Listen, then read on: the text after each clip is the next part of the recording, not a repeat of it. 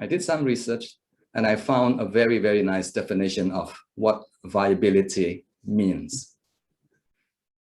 According to this dictionary, Longman Dictionary, a viable idea or plan or method that can work successfully. So something that is achievable, but more importantly, number two, it's an idea that continue to live and develop over time. So I'm going to define viability as something that is achievable, something that is doable, and also something that is growable. That's a new word that I learned recently, growable, something that grow over time, something that you get attached to because you want to continue doing it over a longer period of time, something that is sustainable. What would be an example of something, a piece of research that is viable? I have some examples here to share with you. There you go. Here's a piece of work that I published with my MA students. I think it is viable for several reasons. Number one, it already got published, so it's got to be viable research. But number two, the topic also is very viable. The key topic is feedback. And the other, secondary topic is automated. Anything to do with technology these days are, to me, viable. And feedback is probably one of the most widely researched topics in the area of second language writing. So that is a very good combination. And to me, this is a viable piece of research. If you are interested, this is something that you can continue doing for another maybe 5 years or 10 years. Another example of viable research, again, from my experience working with my students. There you go. Again, it's got two components. Number one is technology, multimedia, and the other one is a very well-established theory, cognitive theory of multimedia learning by Richard Mayer. So very good combination. This is something that you may want to look at and continue doing for maybe another 5 or 10 years. To me, this topic is viable. Here's another one. Another piece of work that I published with my student some years back. It was published in one of the high-profile journals in our field system. And the topic is metacognition, scaffolding, and monitoring. These are 3 big ideas in education, 3 big ideas in language education as well. I think this is a very, very viable topic for research purposes. This piece in particular is very good because it attracted a lot of attention, and to date, it has been cited by something like 100 people. It's a very good topic. Well, of course, you may be asking, well, if we are new in the field, how do you know whether something is viable or not viable? Fortunately, there are good people out there who have been thinking about these issues, and then they put together their ideas and their thoughts in resources like this. So if you are brand new and if you're looking for viable research topics in language education, in applied linguistics, these are 2 recently published books. The first one is more qualitative type of research by Gary Barquizon from New Zealand. And the other one is another excellent resource for you. It's still akan datang. Zuati akan datang is coming soon. It's published later in the year. And the second one has more than like 100 chapters actually. And each chapter provides a very good piece of information about the kind of topics that you might want to explore for your own research purposes. So very useful resources. And today, my plan is to look at these 3 aspects of research and publication. So the first part is trying to understand, trying to work out the notion behind what a viable topic is in language education. My area of expertise is language education. So a lot of my examples will be taken from my own research and also my familiarity with language related topics. Second one is about how to find relevant literature. Extremely important. If you are serious into working on your research, then your research will have to be literature supported. So I'm going to share with you some thoughts, some ideas about how we can find relevant literature these days. Hey, Halim is there. Halim. Hi, Halim. Good to see you. And finally, how to publish your research. So these are 3 ideas that I want to share with you, yeah? Okay, first one, how to choose a viable topic. Now, using the definition that I shared with you early on, to me, a viable topic must have 2 things. Number one, currency in terms of topic, and also currency in terms of the theoretical framework that you'll be using for your research. I put there the 5-year rule. So what I'm saying here is that currency is often defined by a lot of people as the past 5 years. So if you're looking at relevant literature, relevant topics, then you need to look at what are the most relevant recent topics that a lot of people are looking at. A lot of researchers are working together in order to understand that particular topic. Yeah. So topic will have to be recent, and the theory will also have to be updated. I'm going to explore this a bit later. Yeah. Viability also means to me something that is relevant for you, your institution, and also for the academic community. So it has to be something that is internationally relevant, of interest to other people beyond your school, beyond your immediate research interest, and beyond your institutions. And finally, it has to be sustainable. Sustainable means something, an idea that you will stay with for maybe 5 years, maybe 10 years. I say here 10-year rule.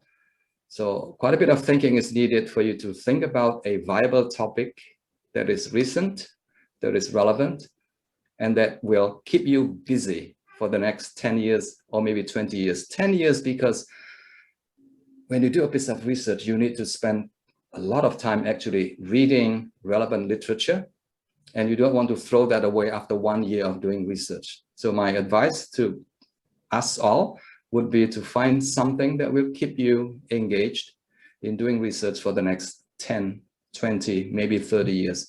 I can give you some examples of people who have been, doing the same, research in the same area for maybe 50, 40 years. My favorite example is Paul Nation. I'm sure you have heard of Paul Nation from New Zealand. He's retired now, but his key pet research topic is vocabulary. And he's been doing it for the past 40 years, or even more, or even longer than that. So this is my definition of what a viable research topic should be. Let me just give you some examples. I have here 2 examples here. The first one is the effect of process writing on college students' overall writing skills. Is this the kind of topic that is current, relevant, and something that will keep you busy for the next 10 years? I've got Wang Yi here. Wang Yi, say yes or no. Very easy, yes or no. Yes, no, maybe. I would say yes. So process writing is always, writing is sustainable and it's always needed. Okay. Here is another example. Multidimensional nature of student engagement in out-of-class L2 listening, implications for designing listening context. Is this something that will keep somebody busy for the next 10 years? Is the topic relevant? Is the topic viable, do you think? Zuati, yes, no, maybe? Yep, I would say it's viable and sustainable because it's about student. Very good. Now, if you were to choose between the 2, which one do you think is more viable? Just between you and me. Which one is more viable? The first one or the second one? The answer is probably depends on your interest. It depends on your passion. To me, the second one is more viable. Now, here is the reason. In recent years, a lot of people are researching the idea behind engagement. In fact, the second paper was submitted to a very good journal, and I happen to be one of the reviewers of that manuscript. I am not sure whether that manuscript eventually got accepted, but I thought it was a very, very nice paper. And the topic in particular, listening and engagement, is something that a lot of people are interested in. Now, here is the reason. Yeah. One thing that will help you to find out whether a topic is relevant, recent, is for us by looking at the most recent publication in that particular topic. And this book was published fairly recently. And this book, explains very clearly why engagement is important, and also the different dimensions of engagement, which involve behavioral engagement, cognitive, affective, and also social engagement. And there's one thing that a researcher has said that helped me, remember the importance of engagement. And what she says was, engagement is the holy grail of learning. Isn't that wonderful? Engagement is the holy grail of learning. Without engagement, nothing much can happen. It doesn't matter what you do in the classroom, when you teach grammar, when you teach speaking, when you teach writing, whatever. Unless your students are fully engaged, holistically engaged, the learning that happens in the classroom is likely to be very minimal or superficial. So engagement is very important. Let me try to relate my discussion with the kind of questions, the kind of things that reviewers are required to look at when they review an article or a manuscript. Now, this comes from one of the flagship journals in our field, from TESOL Journal. If you look at this, then you understand why currency is important. Is there something new or significant information that the manuscript contains? Number two, the theoretical framework. Is it adequately described? Is it appropriately used to frame the research? Another piece of information about currency, references. That's why I mentioned early on, references that are included in the reference list, mostly from the past 5 years. There may be one or two from maybe 10 years ago, from 20 years ago, but the researchers or the writers are expected to include maybe, a number of key references published in the past 5 years.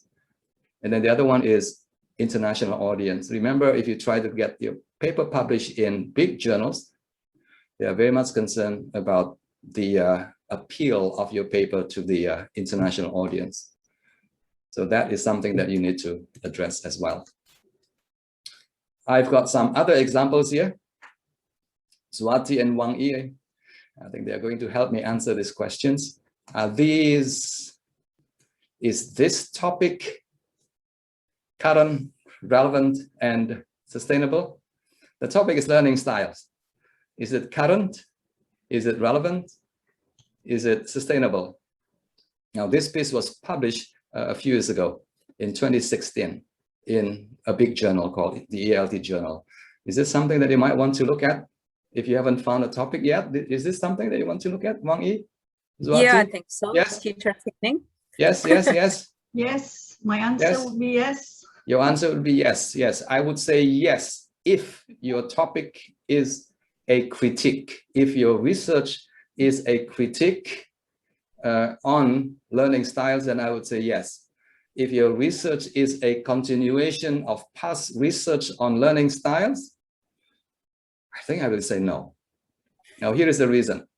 The past few years, I think people are talking about the viability or the credibility of research within this framework of learning styles. Some people have suggested that learning styles do not have, a strong theoretical foundation, actually. So my take is that if you want to do a piece of research in this area, then it has to be a critique, not something that is continuing from past research on learning styles that started maybe in the 70s and 80s. Yeah. So I'll say probably not. This will not keep you busy for the next 10 years. How about these 3 topics here that I have on the screen? Are they current, relevant, sustainable? native-like accents, age factor in language acquisition, EMI, English medium instruction in ELF settings. Yes, no, maybe? Suwati, Wang Yi? I would say, because my interest is in EMI, I would Yes. say I would choose EMI Yes, than the other two. very good. I would say the same thing too. Yes. What about the first two, Wang Yi? Not for me. Probably not. Yes, yes. I think it's very easy for you if you have access to the most recent book on language acquisition, like this one, for example, then you will understand that the section, there's a chapter on age factors, for example, there's a chapter on native-like, proficiency, but the references are usually 10 years, 20 years, or even 30 years down the road, which means that this topic, the first two topics are no longer relevant, no longer recent, actually. When I say not relevant, it doesn't mean that it's not good for you as a teacher, but for research purposes, I think we should stay away from, things like native-like fluency, native-like accent, and things like that. Age factors, if you publish in a policy-related journals, maybe yes.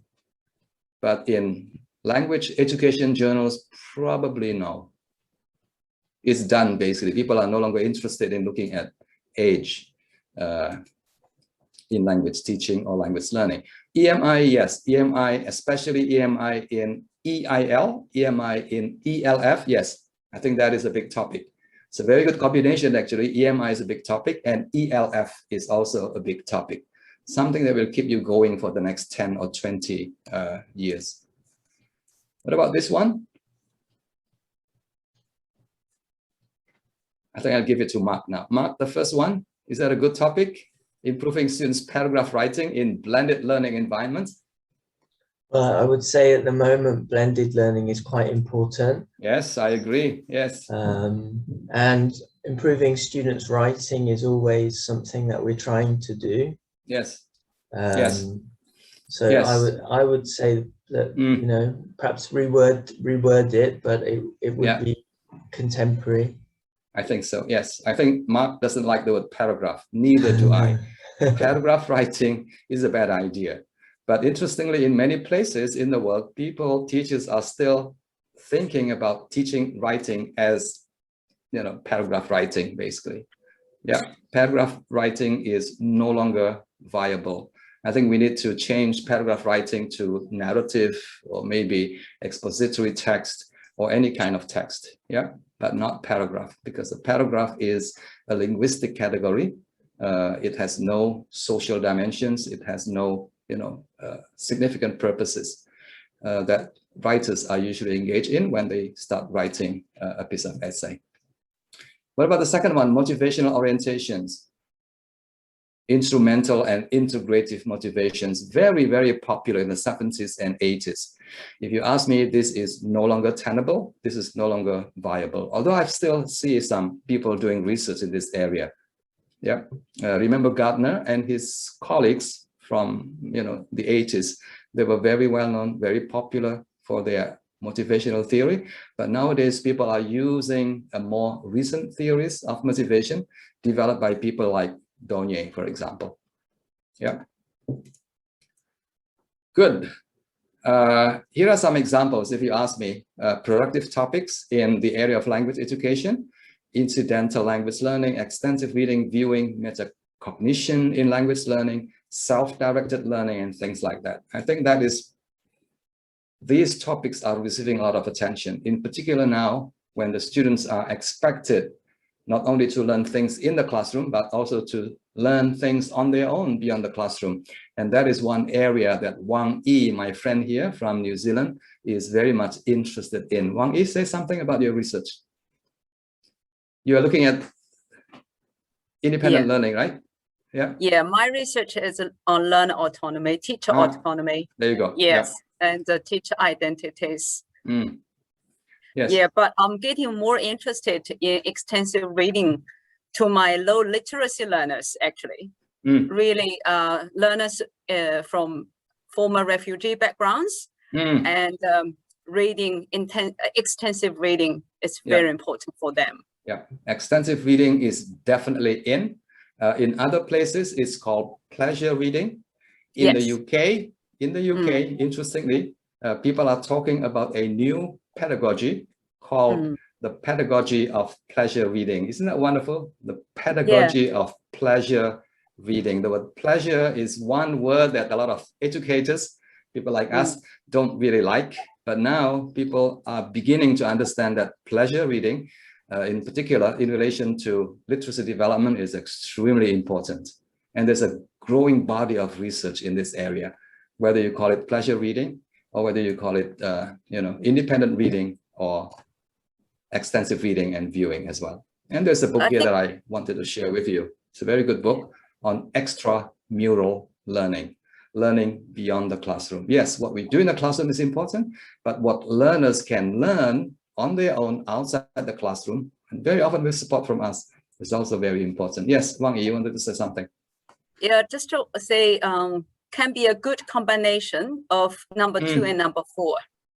Yes, number 2 and number 4. So they absolutely need more, support. And once they are on the way, they'll fly. Yeah, absolutely. I agree. Yes, they fly very high as well. Yeah. Yes. Here's just an example of a recent PhD thesis from New Zealand.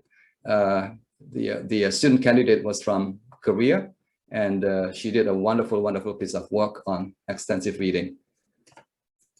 And here are some other examples if you ask me about productive topics that you might want to explore. These are the kind of topics that a lot of people are interested in at the moment. At least if you look at journal articles published in the past 5 years, you'll be able to find a lot of research articles related to teacher cognition, written corrective feedback. Colleagues from CELC, that's a big topic. Please continue doing it if you have done it before, and that is something that will keep you busy for many, many years to come. The reason being, it's still a very contentious issue. Some researchers agree that corrective feedback is useful, but some other researchers say, no, it's not very useful. And that is good news for us. If you are researching something that is still controversial, that's a fertile ground for you to explore your research. Let me just say 1 or 2 things about currency in relation to theoretical framework. Very, very important that when you have found a topic that you are interested in, the next thing for you is to find a suitable, recent, up-to-date theoretical framework. I'm just going to give you some examples of some that I've seen being used in the literature. But let me first begin by giving you an example. Here is a case study. Zuati, please pay attention. This is a quiz, a problem for us to solve together. This is a real case, yeah? There's a teacher here on the left-hand side. I have to cover the faces due to the privacy law nowadays. The name of the person, the student, is M. So M wanted to examine the pedagogical practices of EMI faculty teaching economics in her university for her PhD thesis. So usually the teaching is done in Bahasa Indonesia, but her university has got a special international program where the teaching is done using English as the medium of instruction. Now, what she wanted to do for her thesis is this. What are the pedagogical practices of EMI teachers in an undergraduate program in Indonesia? A very nice topic. When I asked her, what sort of theoretical support will you be using to investigate the research? She was completely lost. She has no idea. I just wanted to find out what is happening in that particular lesson taught by somebody whose English is not wonderful and taught to students whose English is probably also not wonderful as well. She has no idea. So what I did was I shared with her an article that was published recently, not very recently, but a similar article that has been published before. And that article is looking at the same issue, basically. English medium instruction in Chinese higher education, a case study. Zuati, have you heard of a theoretical framework? that can be useful for people to examine issues, pedagogical issues like this? I would try to relate with what I've done with regard to English medium of instruction. Yes. The one that I've seen a case study in Malaysia. Basically, we looked at the concept of translanguaging, the concept of translation. Because my students or the university students are majority bilinguals. Right. So there are instances where translation would be used. Yes. Okay. That could be part of the theoretical framework. So very good idea. So this is what I showed her actually. I suggested that she use a framework that is fairly well established, very established actually. Developed by somebody by the name of, what's the name of this guy now? Spolsky, Bernard Spolsky from Israel. Yeah. So what she wanted to do initially was this, looking at the middle one.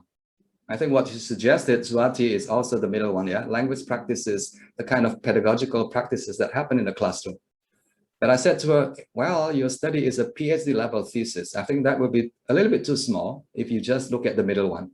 I think you will also need to look at, the other two components in that framework, the belief, the ideology of the people, of the country, and also whether and to what extent language management, matters are taken into account.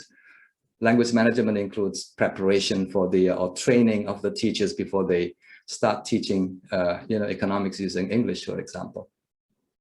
So she was very happy when I shared with her this theoretical framework. So she went back to a supervisor and showed this framework to the supervisor, but the supervisor said, no, this is too complicated, she said. This is too theoretical. I was very disappointed when I heard that. I thought a piece of PhD research will have to be complicated, will have to be very complex, yeah? Well, anyway, this is an example of a well-established theoretical framework that can be used to understand what happens in an EMI classroom, either in a traditional setting or in an EIL or ELF setting. Here is an example of a recently published article on pronunciation. The topic is pronunciation. Yeah, pronunciation is not the most recent topic, I understand that, but pronunciation is perhaps one of those classic topics. The same thing with grammar, the same thing with vocabulary. Now, these are topics that will forever be evergreen, if you like. The kind of topics that will continue to be relevant and recent. As a language teacher, you need to know about the grammar. You need to care about the kind of grammar that you are teaching and the kind of grammar that you want your students to learn. But the important thing here is the theoretical framework. What theoretical framework we'll be using to understand a topic like vocabulary, like pronunciation, and all that. Yeah. So is this something, pronunciation is something that we can look at? The answer is yes, we can. It's a very good topic, but I think we need a theoretical framework. And this is the theoretical framework that the researchers use in that published piece of work. It's a very interesting, very simple framework that is very productive, first developed by Simon Borg. I don't know where he is now. He's a very good man. He has published, the same topic, teacher cognition, for the past 20 or 30 years. Yeah, so this is an example of a framework that, researchers can use in order to support their teaching or their research. If you're looking for a framework for understanding, for supporting your research on writing, in particular on corrective feedback on writing, this is a good one. Very straightforward, very simple. This is a framework developed by Rod Ellis. And the good thing about using a framework developed by a big person like Rod Ellis is that nobody is going to find fault with you. It's a brand name, isn't it? Rod Ellis. If you say that, hey, I'm using Willy Renandya's framework, and people will say, who, what's the name of the guy again? Willy something. So Rod Ellis is a good name, yeah? If you look at this framework, then you understand that feedback is not just about giving feedback and then hoping for something to happen, improvement in students' writing. Yeah, and that is what teachers are usually interested in. but researchers are interested in the nitty-gritty, small things that happen behind the scene. So things like individual differences, contextual factors. And there's another big thing that is included here, engagement. When the students don't improve after your extensive feedback, maybe it's because they're not engaged. Maybe they just look at your correction or your feedback and say, okay, I got it, but I'm not going to do anything about it. So the level of engagement is going to be very important. There you go, a framework for you to look at, to consider in your research later. Here is a very nice piece of research that I wanted to share with you. It was published some 20 years ago.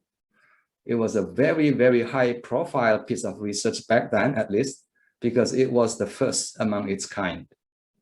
The researcher examined the sources of students' listening problems using a framework. This is the theoretical framework, cognitive framework of comprehension, which had not been used before by other researchers. So when this was published, it was extremely well received. And up to now, it has generated some 1,000 citations. Isn't that wonderful? Yeah. So the ability to find a topic and a framework, a research theoretical framework, will help your publication or research a great deal. So what she did basically is something that we would normally do. She asked her students about the kind of listening problems that they encountered using a variety of tools like diary, interviews, and things like that. And she then collected all these 100 or so problems, and then she put all these problems into 3 boxes like this: perception problem, parsing problem, or utilization related problems. She wrote up the report and got it published, and bam, it was accepted by System, one of the high-profile journal in our field. It's a very good piece of work, yeah? Okay, that is what viability is all about. Again, viability to me refers to something that is current, both in terms of topic and also in terms of theories. It has to be the most recent updated theories that support your research. It has to be of interest to you and also to the wider research community. And finally, it is something that will keep you busy for the next 10 years. Yeah, very important consideration. So the next section of my presentation is about literature. Where do we find relevant literature?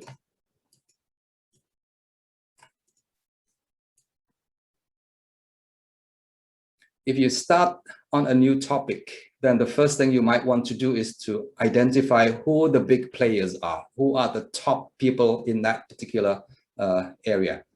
And one place you can, one great resource is for you to go to Google Scholars and then do a Google search on that particular person or persons. You also need to read their most recent books, their most recent book chapters, and also journal articles. For example, if you are interested in this topic of engagement, for example, then this book is a must.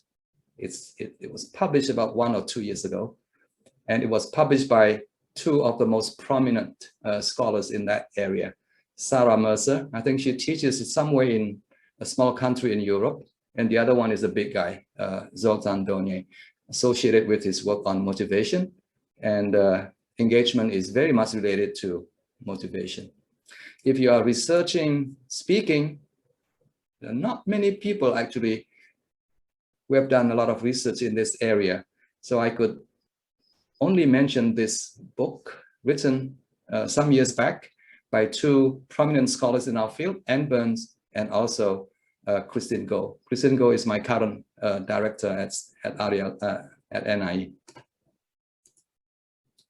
Now here is the theoretical model or teaching model, if you like, developed by Ann Burns and Goh in that book.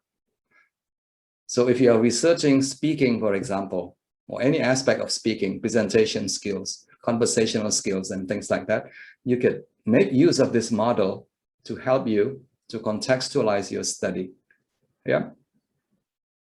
You can take a photograph if you want to, but to me, this is a very nice, feasible and practical model that researchers and teachers can make sense very, very easily.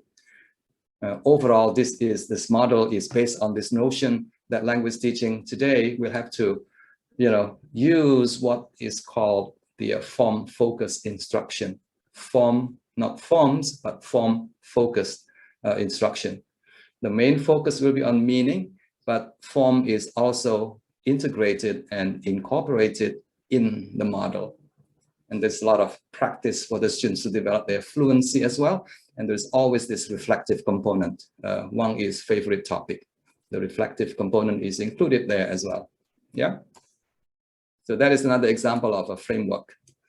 Now, one thing that you may want to remember is this, you have to include the work of these people. You don't have to agree with them. In fact, you don't. You need to find out some, weak areas of their work, but you cannot ignore them. You have to include them in some way. If you are researching extensive reading, for example, and these are some of the big names in that particular area. In particular, the second one, Richard Day from the University of Hawaii. He was the one who started the whole thing going. In 1998, he published a book, Cambridge University Press, Extensive Reading in a Second Language. And if you are doing research on extensive reading, you also need to include me somewhere along the way, yeah. Big players, again, we are still discussing how we can identify relevant literature by searching for information about the big players. These are some of the most important scholars in the area of second language writing, and in particular, written corrective feedback. I.C. Lee, John Bichner, I.C. Lee is from Hong Kong, John Bichner, Rob Ellis to some extent, Dana Ferris is another big name, and John Truscott. I like John Truscott actually, although a lot of writing researchers don't like him, but I think I like him. He was the first person to say that, hey, people, those of you who've been doing a lot of research in written corrective feedback, I think you were wrong. That to me is a powerful statement. And from that point onward, these second language writing researchers worked extra harder in order to respond to his very strong statement that corrective feedback can in fact be very, very harmful to your students. Wow, when I saw that, I was so happy. If you're looking for something to take home today, this is a free book that I edited. It's called Feedback in Second Language Writing by I.C. Lee. Professor I.C. Lee now teaches at the Chinese University of Hong Kong. You can just scan the QR code and then download the book for free. And that's what I've been doing the past 10 years, actually, making books available for free for a majority of people who have little access to resources. Okay, so the second question, once you have identified the big players, and if you look at the reference lists at the end of the book, at the end of the chapters, at the end of the articles, then you'll be able to see a long list of works that these people cited. And then the next thing for you to do is to identify which ones are which. I think as a researcher, we need to look at all these different categories of papers, research articles that have been published by other researchers. The first one, obviously, is a theoretical papers, because you need to know, you need to use maybe one or two theoretical framework that you'll be using for your own research, yeah? And number two, empirical research papers. You probably need 20, 30, 50 or so empirical research studies that have been produced in support or in reaction to the theoretical framework. Don't forget to include papers that are critical in nature, written by people who disagree with the positions of these people. As a researcher, you need to include these different views as well, so that your manuscript is seen as being balanced, not overly, inclined towards a particular or specific views. I think reviewers and editors are always looking for a balanced view, something that, sort of your contribution, that, hey, there's something that is missing here. And that is where I come in and, and do my research on that. And finally, practical papers as well. If you're a language teacher, then you also need to be able to say, at the end of your research report, pedagogical implications and things like that. And that is where practical papers are very, very useful for you. These are sources that I usually use for my own writing, for my own research. I think you are probably familiar with all this. Yeah, these are big journals in our field. My favorite are the last two: Language Teaching, Surveys and Studies by Cambridge University Press, and also Annual Review of Applied Linguistics, also by Cambridge University Press. Yeah, let me tell you why. Yeah, these two in particular. If you are starting a new piece of research on a topic, you do not want to start from scratch. You can if you want to. If you have like 5 years to do your literature review, yes, you can do that. But if you only have 1 year, for example, to do a good piece of research, then the place to go will be any one of these two. Because these two journals publish only literature review articles. And very often they are called state-of-the-art articles. Yeah, what I'm saying here is, if you are able to get hold of a published review articles related to your topic, basically almost all of the work that you're looking for is already done by other people. Is that wonderful? Laura is smiling. Is that something that you did, Laura? Would you suggest that to your students? I would, actually. I would tell my students to look at what has been done in these two journals. And you'll be surprised that you can find almost anything related to any topics that you can think about. Yeah, here is an example of state-of-the-art article, usually written by top people in the field. Yeah, and the people are usually invited to write. So lesser mortals like us usually don't get invited. So only top people in the field get invited to write. The reason is very simple. These are people who have been doing a lot of research in the area. They are very knowledgeable about that particular topic. They know the theories. They know the research studies that have been done. So it makes sense. Yeah. So if you're looking for something on materials development, you've got to go to Brian Tomlinson. Yeah. If you're looking for something on feedback, for example, then this is another big name, Hassan Nasaji. I think currently he is the chief editor of Language Teaching Research. It's a big journal in our field. Impact factor is almost 4.0. That's a very high, impact journal. Yeah, here is another example.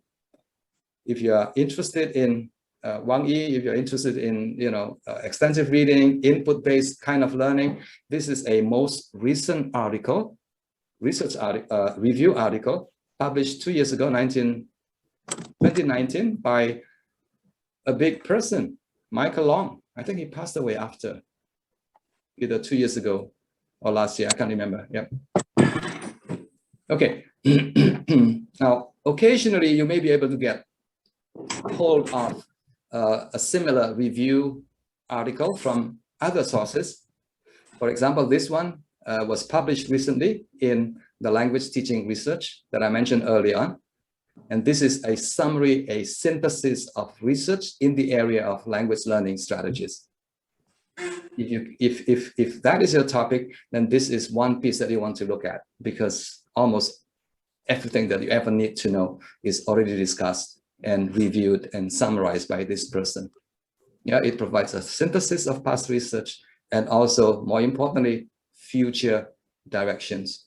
Future directions is a big word. A big word for that is research gap, basically. So these big guys have done a good job in summarizing, synthesizing, but also they provide area for future research, which we usually call it as research gap. Something that is very important when you do a piece of research, because reviewers, your supervisors will always ask you this question: what is the research gap that you're addressing? Now, the research gap cannot come from your intuition.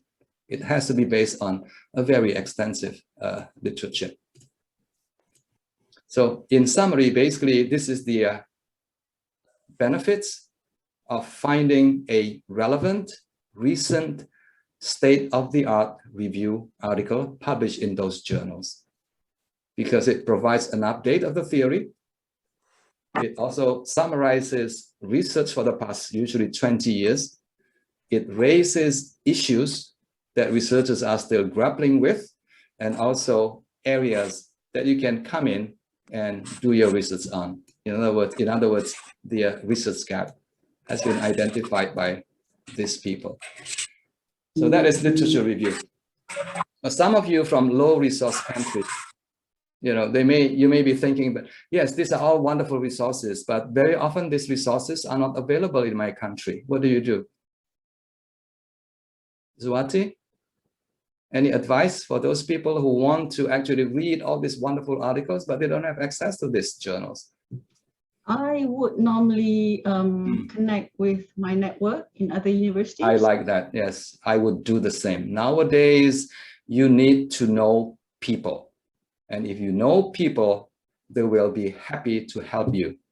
If you know me very well, and if you need an article that you desperately need for your research, just give me a call. If you know my phone number, yeah? If you don't, then drop me an email. I will send you the article almost immediately. In fact, somebody from Thailand recently wrote to me, Dr. Willy, I needed this article. Can you help me find this article? Within minutes, I sent the article to her. Very easy. Is it free of charge? Yes, it is free of charge. For those of you who are here with me today, it's free of charge. Okay, section number 3. Let me check the, okay, I think I need about 10 minutes, Mark. Is that okay, Mark? Yeah, no, 10 minutes, yeah, for the last bit, how to publish your paper. 3 things that I want to share with you. Number 1 is how to choose a journal. Yeah, an obvious thing. It may be very easy for me, but if you are starting your career, it may not be that easy to find a suitable journal for your work or for your published work. Number 2, understanding the review process. And finally, responding to comments from editors and reviewers. Okay, when it comes to choosing a journal, I think we need to understand 3 things. Number 1 is the type of journal that we are interested in, and then where the journal is published. Is it locally? Is it internationally? Is it regionally? And point number 3 is the quality of the journal. Very briefly, there are 2 categories of journals out there, if you ask me. The first one is known as research-focused journals. So the 2 examples there are great examples of research-focused journals. But the other type is known as practice-oriented journals. I'm sorry, I think I got it wrong. System is a research-focused journal. Journal of Second Language Writing is also a very highly research-focused journal. RELC journal is somewhere in between. Let me say this again. RELC journal is a Q1 journal published, located in Singapore, but the publisher is Sage, UK. It's somewhere in between. So they'll be very happy to consider pedagogically oriented manuscripts. The last one, ELT journal, is definitely practice oriented, and it's a very high profile journal, and I'm very, very happy. And this ELT journal is one of those journals that I would call my conversational home. In other words, this is the kind of journal that I'll be reading and also contributing, maybe more in the future. Journal of Second Language Writing is probably not for me. It's not my area, and it's very, very highly research oriented. So again, at this point, I think you need to think very carefully, where do you want to send your papers to? Laura, how do you know which one is which? How do you know which one is research? That's a great question. I suppose you have to read them. Yes, absolutely. You have to, you have to go to this journal and then read some of the articles. Yes. But then if you don't have access to these journals, then you can't actually read these articles. One thing you can do is to go to their website. Go to the website and find out. This is something extremely important that we often forget. Now, here's an example of a very, very difficult, highly research-focused journals called Language Learning. It's one of the flagship journals in our field. Look at the descriptor there, which you can find from the website. International journal. The word rigorous, that's very scary. Original empirical research, that's another scary word. critical literature review, another very frightening word, and also innovative methodological contributions. If you don't have any of this, then stay away from that particular journal. Yeah, very, very research focused. The second one is from English Teaching Forum. This one is like the other extreme, basically. It's very practice oriented. The audience is very clearly teachers. Yeah, and the publication basically is available for free for any English language teachers from anywhere in the world. Although it says refereed journal, but look at the professional development idea. That word will not appear in a research focused or research oriented journal. Second language writing. That is another big journal, very heavily research focused. Again, also very difficult to get in. So information that you need to have before you send your manuscripts to a journal is to go to the website and find out about, the nature, the type of journal that you are aiming at. Another useful piece of information, to me at least, is this: whether the journal is local, regional, and international. And later I'll ask you, Laura, whether any one of this is easier to get your papers in.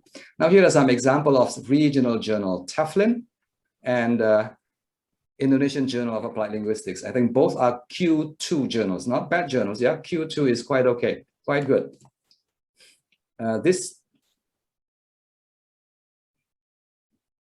For Indonesian people, the first two will be national journal, yeah, or local journal. The next two I would call regional, because one is published, the first one, Learn Journal, is published in Thailand, and the other one, the red one, is published in the Philippines. Now, these are fairly good journals, actually. In fact, very good journals. With strong editorial teams and also rigorous review process. And the last one will be international journals. One is Modern English Teacher, published in the UK, and the last one is the RLC Journal. Laura, back to you. Which one is easier or harder to publish? I think you're going to say it depends. I really think it probably depends on what you're writing. Some responses I've had from reviewers previously around something being too contextually specific for an international journal, but then I put it somewhere else, a local journal, and they were really happy to receive it. So I think it depends on who the journal thinks their audience actually is. And if you want to publish in an international journel, often you have to work a bit harder in order to cover the scope of a larger audience in terms of agree. Yes, good answers. Yes, this is the kind of answers that I would expect from a well-established scholars in the field. Laura Gurney is from New Zealand. Very good answer. Yes, I like that. Thank you. That's very kind. Yes. As to the questions, which one is easier or more difficult? I think that is a tricky question. You'll be surprised that sometimes you send your papers to a local journal and it gets rejected. And voila, when you send it to an international journal, it gets accepted, or the other way around. But generally speaking, usually, other things being equal, international journals are usually harder to get in. Not very, very hard, but usually more challenging, more difficult to get in.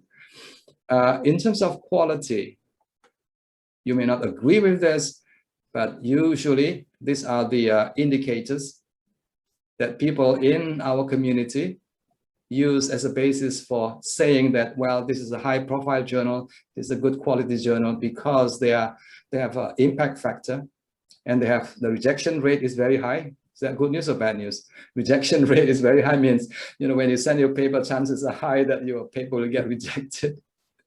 And that is an indication of quality. And finally, whether the journal is indexed in either Scopus or SSCI. Again, you may not agree with this, but this is usually some of the criteria that people have used. Universities these days increasingly use information from Scopus and SSCI to determine, promotional related matters. Here is an example of a journal. A very high impact journal is called the Modern Language Journal. Impact factor is about 3.78. It's a very good high profile journal. I think it's indexed in all these, high profile indexes as well. The rejection rate definitely is very, very high. Now, here are my examples of high profile or high impact journals with high rejection rates in our field. Yeah, Applied Linguistics, the ELT Journal, Journal of Second Language Writing, Language Learning, Modern Language Journal, Studies in SLA, TESOL Quarterly. Maybe I should add Language Teaching Research as well. I think that's very, very high profile, very difficult to get in. Impact factor. Let me just share with you very quickly what impact factor is. But the most important thing is this. When you receive an email invitation from a publisher out of the blue, out of nowhere, and the publisher says something like, please publish with me, the impact factor of my journal is 10.1 or something along that line, then you can tell immediately that that is a fake journal. That is a very bad journal. In our field, the highest to me, as far as I can see, is about 4.0. On average, 1 or even below 1. So an impact factor of 1 in our field, humanities, arts, education, is already very good. In other disciplines like the sciences, engineering, and so on and so forth, in psychology, the impact factor can go as high as 20 or maybe 30 impact factor. Impact factor basically is refers to how often that journal is used and how often the articles published in those journals are cited by other people. So it's about citation. The more citations, then the higher the impact factor. Yeah. So when you get information about the citation numbers, it's from Google Scholar or from Scopus or from other resources, maybe SSCI, or Thomson Reuters, maybe. So that is what impact factor is basically all about. Yeah, the higher the impact factor, the higher the supposed quality is of that particular journal. Scopus through Shimago actually have categorized journals in terms of their quartile ranking. Q1 will be the highest, and then the second highest will be Q2, and then Q3 and Q4. So if you write and publish for your institution, for example, for your reappointment, for your recontract purposes, then you might want to show to indicate that your journal is a Q2 or better still a Q1 journal. I think it will be seen quite favorably by your supervisors and by the university. The RSC journal is a Q1 journal. Yeah, so try to get published in that journal. I know somebody from CELC who has published a lot in that journal, Mark. I think Sue May, your former director, has published like 3 or 4 or maybe more articles in that journal. Rejection rate is another indicator. If you send your paper to a journal and you get an immediate acceptance after 2 weeks, then you know that the quality is very, very bad. Yeah, chances are your paper is not reviewed at all. And once you get the acceptance letter, the editor will send you a very nice note. Oh, here is the invoice. Please pay $500 for your papers to get published in my journal. Rejection rate usually is about 60 to 95. In some high-profile journals, the rejection rate can go up to 95 or maybe 98%. Like TESOL Quarterly is extremely difficult to get in. The higher the impact factor, usually the higher the rejection rate.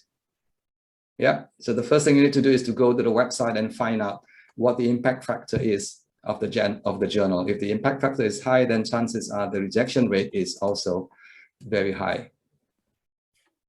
Bad journals have no rejection rates. I think that is something that you need to really become more aware, because nowadays there are hundreds, maybe thousands of them out there. And they'll be very, very happy to get your papers published. These are some of the reasons for rejections. You write a paper, but you don't care about the guidelines provided by the journal, chances are your paper will get rejected. The topic is dated, not recent, not viable. Nobody is doing it except 1 or 2. Then that is always very tricky. The literature is dated. As a reviewer, the first thing I do usually is to look at the title, to look at the abstract, and then I skip the body of the paper. I would go to the reference section, whether or not the reference listed there are recent and relevant. On that basis alone, I can reject the submission. And there are some other, things that reviewers are usually looking at when they're reviewing papers that you submitted to them. This is just to show you that the ELT journal that I mentioned early on, one of the high-profile journals in our field, this one is actually not super difficult because the requirement actually is quite nice in terms of length. Maximum is 4,000 words. So they will entertain anything between 3,000 to 4,000 words. Other journals like TESOL Quarterly, up to 10,000 words. And that's the kind of thing that I will not be doing. When I was younger, maybe, but now, no.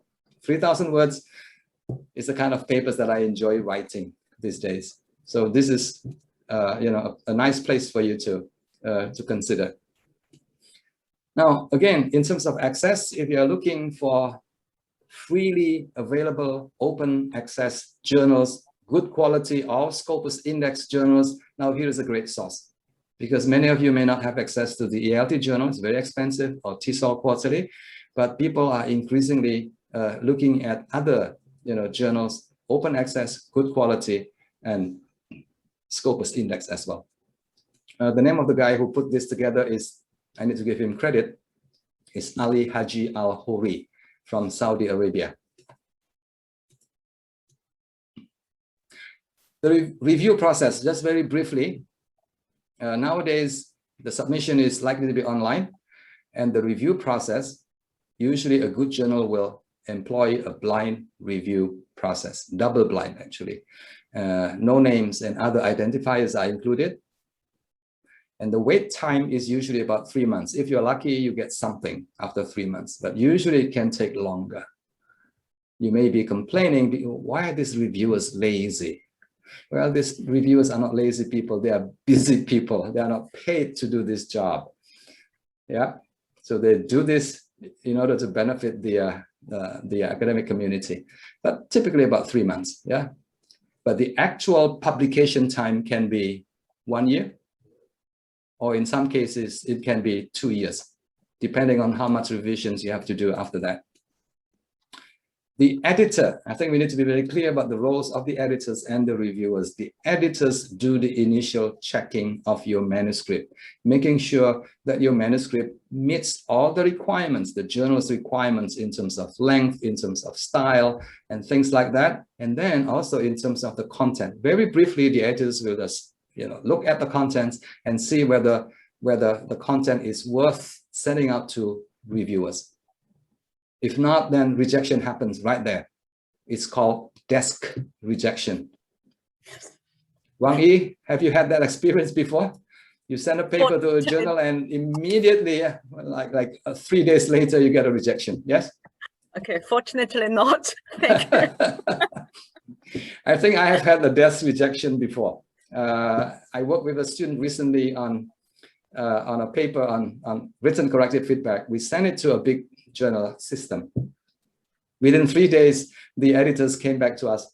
No, you better send it to another journal. I mean, we have seen enough of this kind of topic in our journal. So, immediate rejection by the editors. Very painful, but that's part of the game. So that is what the editor's job is, yeah? The reviewer's job, basically to examine, to evaluate your submission, and then paying attention to the topic recency, viability of the topic, and the theoretical framework, and all the references, and the all the wonderful things about research, standards and requirements. And then a number of decisions are possible. The first one is accept with no revisions. Remember, this one is almost never given by a reviewer. Look at it from the reviewer's point of view. Accept with revisions. I think that looks bad on the reviewers, actually. are you doing your job? Actually looking at the papers. So reviewers, because of that, almost never give you a, the first decision, except with no revisions. There's always some revisions that we have to make. Yeah, minor revisions, major revisions, and very often with big journals is a rejection. Very painful, but again, that's part of the game. Yeah. Now I don't feel nothing, actually. I don't feel nothing when I get rejected. When I was younger, I was so unhappy. I was so angry when my paper got rejected. But now it's part of the game. I think the advice that other researchers would give you is this: read and learn from the comments and then resubmit. If you are not interested in resubmitting, then send it to a new journal. My message is this: there are hundreds, if not thousands, of journals in our field. You will be able to get your papers published somewhere if you just keep at it, and if you just keep revising and making your manuscript better. It may not be published in the top tier journals, but it may be able to be published in some journals in our field. Remember, I mentioned 1,000 plus journals in our field, and that is really true. Unlike other field of studies like literature, I don't think there are that many journals out there, but we are lucky because English language teaching is one area with a lot of people in it, millions of people, researchers, teachers, curriculum developers, and things like that. Responding to editors or reviewers' comments, I think we have to address all of the comments in your revision. You can disagree, but you have to express your disagreement nicely. Do not disagree directly to the editor. I don't like the comments that your reviewers give. You can't say that, yeah? Try to agree and try to address. Even if you do not address fully their concerns, you have to say something like, yes, I've tried the best I can to address all of the comments and suggestions by the reviewers. Now, here is an example of the kind of responses that you need to provide. You need to put together a table like this. On the left-hand side of the column, you have to write the comments, feedback from reviewer 1 or reviewer 2. And on the second column, you add information about how you have tried to address the concerns, the suggestions by the reviewers. Ladies and gentlemen, these are the 3 things that I've shared with you. Number 1 is how we can choose a viable topic. And number 2, how we can find relevant literature. Remember, if you do a piece of research that you want to get published internationally, it has to be supported by literature. I remember when I was young, I was not very happy. Why did I have to include a lot of people in my work? Why did I have to include or to cite Halim or Laura Gurney or other people? Why can't I just say what I want to say? Now I understand. Research is an ongoing conversation with other people who are doing the same piece of work like we are. And it is within that context that we may be able to find relevant, viable topic, relevant literature, and chances are high that eventually you'll be able to get your papers published in a journal. You've been a great audience, and here are some free gifts for you, completely free. As I said earlier on, the past 10 years, I've been making a lot of things free. You just need to remember my website. And that is very easy to remember. That's my name, yeah, willyrenandya.com. Very easy. Thank you so much for listening. I would like to invite very briefly Zwati and Wang Yi to just give 1 or 2 comments, based on your experience in doing research and publishing in good journals. Laura, you may add in as well if you want to. Thank you, Willy. Yeah. Yeah, this is really helpful. I really enjoyed. If just to say one thing, I would encourage the younger researchers to start as early as possible, as soon as possible. Yeah, there's always something for everybody. Yeah. Thank you. Good piece of advice. Yes. Okay. Zuati. On my part, thank you, Willy. Very good, very enriching presentation. I've actually also have a few takes from your presentations. Right. As for the advice of the young researchers, I would say you don't have to work in silo.